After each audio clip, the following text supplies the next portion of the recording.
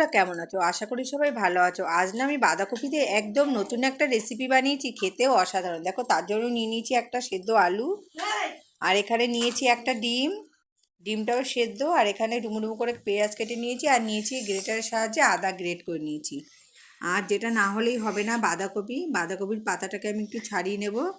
তো তোমরাও কিন্তু এইভাবে ঘরোয়াভাবে বাঁধাকপির পাতা দিয়ে বানাতে পারো, দারুণ মুচমুচি আর অসাধারণ খেতে হয়।